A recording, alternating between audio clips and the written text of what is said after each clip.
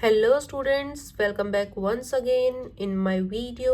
आज की वीडियो में हम करेंगे class 10th chapter electricity exercise question number 6। So let's start.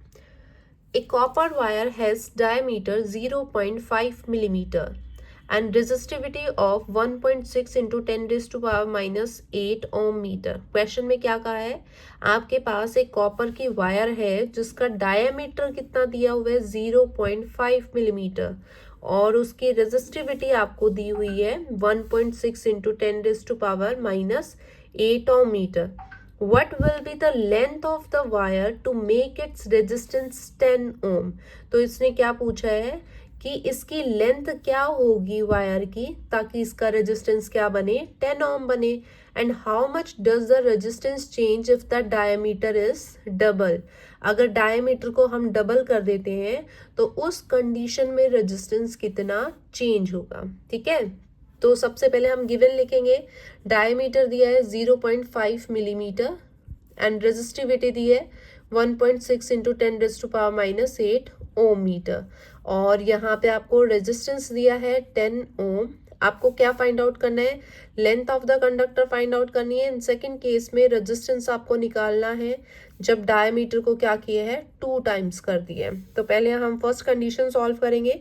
अब देखो, सबसे पहले आपको जब भी आप न्यूमेरिकल करते हो गिवन लिखो। गिवन लिखने के बाद जो भी आपको फिजिकल टर्म दी हुई है आप उसके यूनिट चेक करोगे। अगर वो स्टैंडर्ड यूनिट में है, सभी सेम सिस्टम में है तो ठीक है, एज इट इज अप्लाई हो जाएंगी फॉर्मूले में।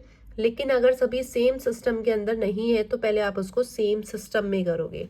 यहाँ पे देखो मीटर है, ये मिलीमीटर है, तो मिलीमीटर को हम कन्वर्ट करेंगे 0.5 मिली में कितना होता है 10 raise to power minus 3 metre. ये आ गया। अब हम यहाँ पे रेजिस्टिविटी का फॉर्मूला यूज करेंगे। क्या होता है R A upon L. First condition में हमें एल फाइंड आउट करना है। फॉर्मूला क्या बन जाएगा आर ए अपॉन रो।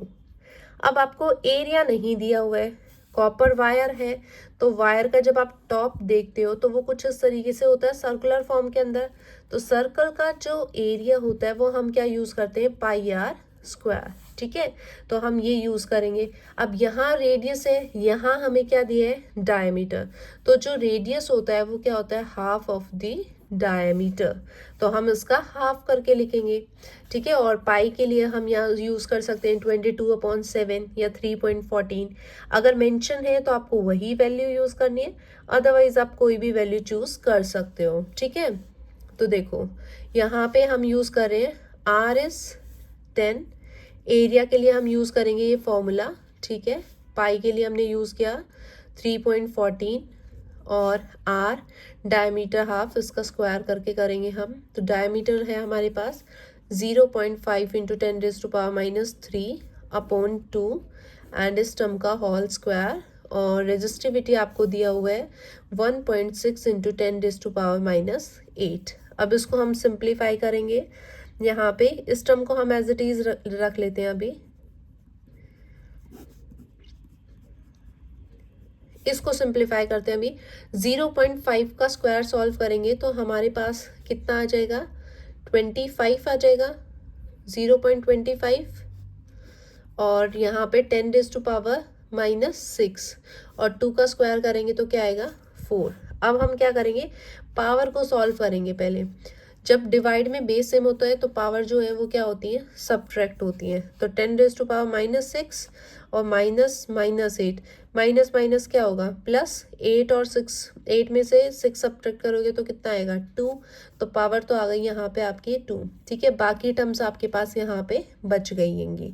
अब इनको सॉल्व करते हैं। 10 इंटू 3.14 इंटू 0.25 अपॉन 1.6 इंटू 4। इसको आपको क्या करना है मल्टीप्लाई और डिवाइड करना है। जो टर्म कैंसिल हो रही है आप उसको कैंसिल कर दो, डायरेक्ट लिखना चाहते हो डायरेक्ट लिख सकते हो। यहाँ पे डिसिमल हटाओगे नीचे क्या आएगा 100, यहाँ 10 रेज टू पावर 2 और 100 ये क्या होगा कैंसिल आउट हो जाएगा। ठीक है, आई होप यहाँ तक क्लियर है। देन उसके बाद 2 2 ज़ा 4, 2 5 ज़ा 10, आगे कुछ कैंसिल हो रहा है। 25 को 5 से करेंगे 125 इंटू 3.14 अपॉन 16, 1.6 इंटू 2 तो 3 पॉइंट क्या आएगा 2। इसको सिंप्लीफाई करेंगे और सिंप्लीफाई करके हम क्या करेंगे वैल्यू यहाँ पे रख देंगे। वो आपको सॉल्व करके आंसर कमेंट बॉक्स में लिखना है कि आपका आंसर क्या आया है। हम क्या फाइंड आउट कर रहे हैं लेंथ, तो लेंथ की यूनिट हम क्या यूज़ करेंगे मीटर। ठीक है।